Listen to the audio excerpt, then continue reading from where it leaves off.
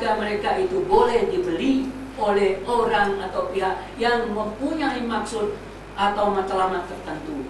Apabila timbul kata orang yang boleh dibeli, kami senang menukarnya dengan kata suara.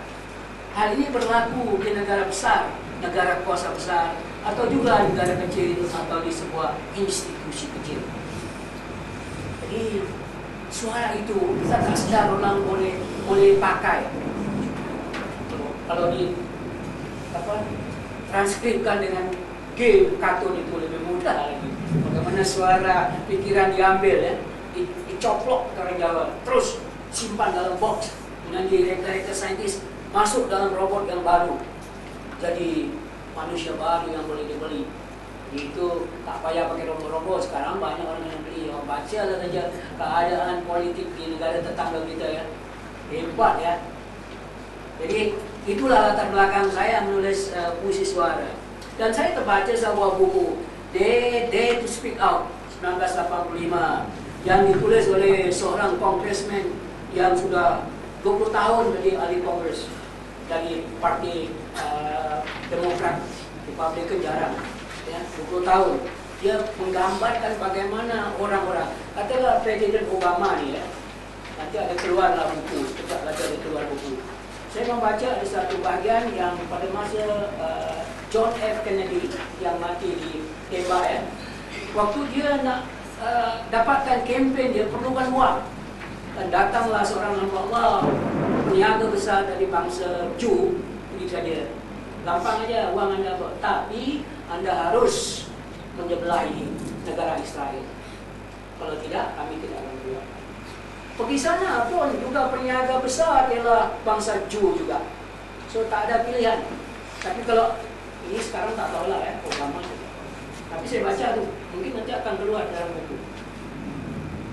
Anda baca tak Synthetics 9/11? Anda baca tak buku? Baru keluar. Dan sebenarnya pulau lama ini edisi yang keempat diterbitkan di Malaysia.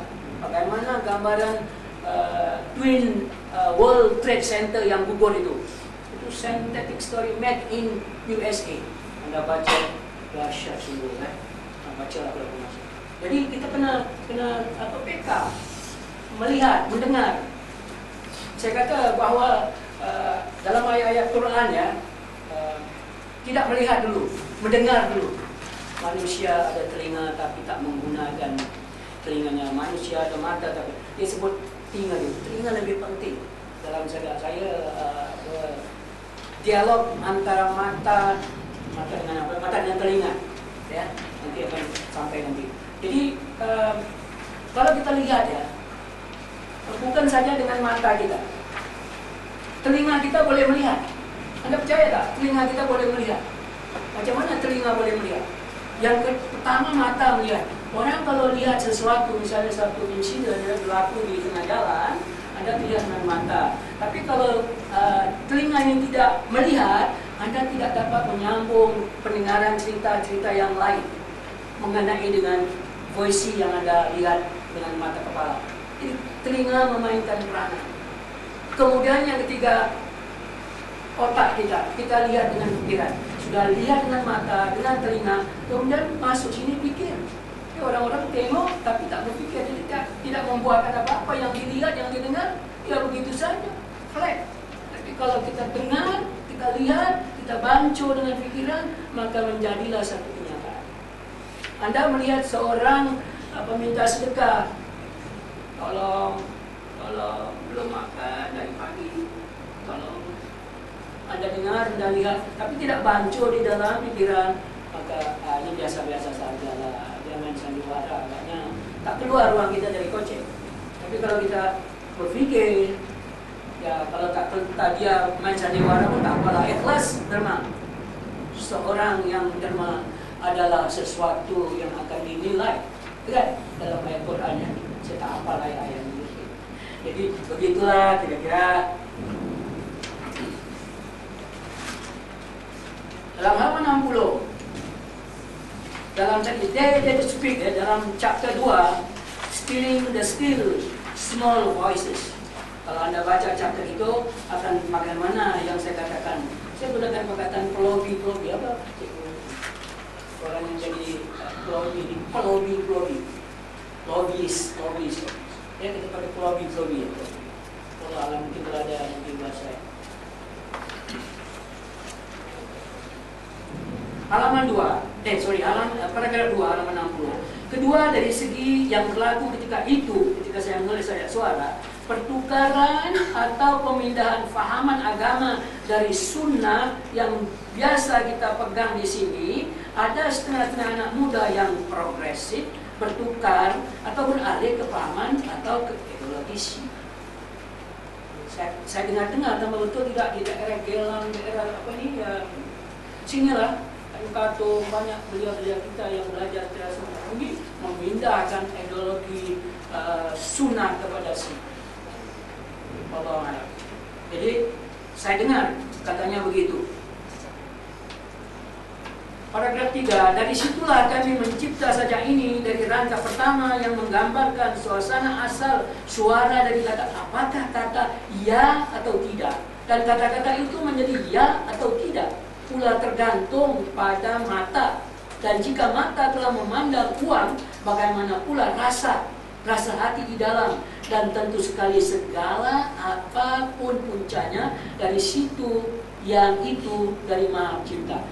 Gambarkan Anda duduk memegang suatu kementerian, datanglah seorang membawa bag begini, C, boleh tolong saya, perniagaan saya sekarang hampir runtuh, dapatkanlah kontrak untuk saya buat ini. Inilah hadiah saya kepada ibu. Oh Pak, wah, not banyak sekali, tak berapa ribu. Pandang, dengar, balik cerita dengan istri. Tadi pagi abang didatangi seorang bisnismen membawa uang satu beg penuh. Dia minta supaya beri kontrak kepada dia supaya perniagaannya jatuh dibangun kembali. Istri berpikir-pikir, dia dengar, dia tak pandang, tapi dia berpikir, ya kereta kita sudah rusak, sudah tua, rumah kita perlukan uang untuk membagi itu, kita ambil saja. Pikir lagi sesuatu. Nah itu dia antara pikir tadi, suara Anda boleh dibeli. Itulah suara tadi.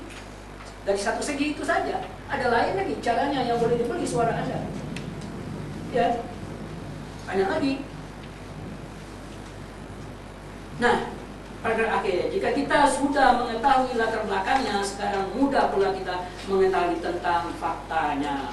Fakta puisi suara ini kami dapatkan berdasarkan suasana atau keadaan gejala-gejala manusia yang suka menukar pahaman dan pegangan ideologinya.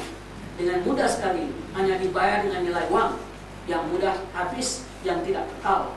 Dengan demikian menjadikan kami berpikir bahwa inilah satu dari aspek manusia hilang pegangan yang perlu kami paparkan untuk dipikirkan. Dalam hidup saya telah membuat konsep sejak saya mengajar dahulu. Lihat di bawah sekali, konsep itu ialah 3M 1B. M yang pertama membaca, M yang kedua menelaah, kemudian sebelum M yang ketiga masukkan B, berpikir, kemudian mencipta. Boleh dipakai oleh seorang pelajar membaca dan membaca, pada rumah menelaah, ulang kaji, menelaah. Kemudian berpikir, simpan di sini. Kalau cik bertanya dalam pesan, apa dijawab? Dan jawaban itulah mencipta. Kalau sebagai seorang saintis di poli mana-mana, dia membaca, dia menelaah, baca banyak buku, dia telaah, campur aduk gitu gini, dia buat konsep, dia buat raja dan sebagainya. Setelah berpikir, dia cipta. Jadilah suatu ciptaan. Dari segi seorang saintis, dari segi seorang pemikir, dari segi seorang pelajar, ini konsep saya. Dan dari segi penulis, membaca buku-buku, jangan tak baca, nak tulis. Kalau tak baca, kosong aja. Kemudian campur, menelaah, dan berpikir, kemudian baru mencipta. Seorang yang mau menjadi penulis atau penyair misalnya, dia harus tahu yang pertama, ini saya tak perlu,